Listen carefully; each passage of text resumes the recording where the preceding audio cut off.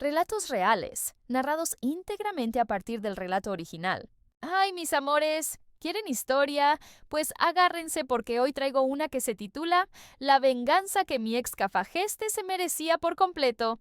Hola, reina, ¿todo bien? Mi nombre no lo digo, pero mi historia es una locura total. Cuando tenía 16 años, conocí a un chico de 23 de una ciudad vecina. Empezamos a quedar y como buena adolescente tonta, me enamoré perdidamente. ¿Qué pasó después? Pues pura humillación y bajada en picada. Desde el principio solo me buscaba cuando le convenía. Llegaba de madrugada a mi casa cuando la noche con otra no había salido bien. Yo era el plan B, el resto. Nunca me asumió en público.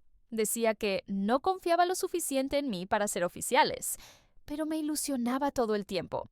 Cada vez que yo intentaba alejarme, él volvía con flores, promesas de noviazgo y me reconquistaba. Después de 5 meses le puse un alto. ¿Y qué hace? Aparece en mi casa y le pide permiso a mi papá para salir en serio. Clásico. Oficializar solo para poner cuernos con más tranquilidad. El primer año se fue a una fiesta famosa de la región sin decirme nada. Tuvo la mala suerte de estar con alguien, una amiga de una amiga mía, que me lo contó todo. Yo, idiota, lo perdoné. Obvio, fue el primero que descubrí, no el único. Resumiendo, 9 años. Sí, 9 años. No me regañen que ya me regañé sola. Cuernos perdonados, agresiones verbales, físicas, humillaciones constantes. Un día me dijo que saldría con amigos a una fiesta universitaria. Me dejó su carro, no sé exactamente por qué, pero ahí estaba, y se fue en otro auto. A esa altura yo ya ni me importaba si me traicionaba o no. Y entonces, chicas, tuve una idea brillante. Tomé su carro, llamé a una amiga y nos fuimos a una cervecería. Le conté que quería vengarme de una vez, porque él confiaba ciegamente en que yo nunca haría nada, por miedo y porque estaba loca por él. Pero llevaba 4 años intentando salir de esa relación tóxica. En el bar había unos meseros guapísimos. Uno me estaba dando bola total, así que lo aparté y le solté directo.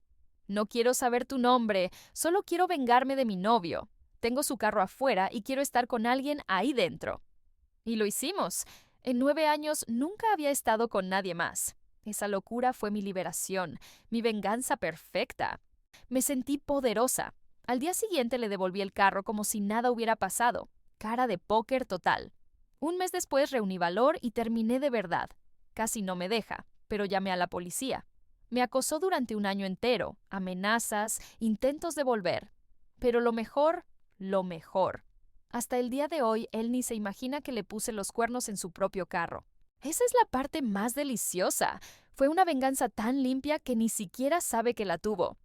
Y menos mal, porque si ya me amenazaba tanto sin saber, imagínense si se enteraba. Chicas, ¿qué opinan? ¿Hizo bien en no contarle nunca? ¿Es la venganza perfecta o peligrosa? Yo digo que se merece todo el aplauso del mundo. Palmas no alcanzan, reina, te regalo un estado entero. Si quieren participar y mandar su historia de venganza o lo que sea, escríbeme al correo.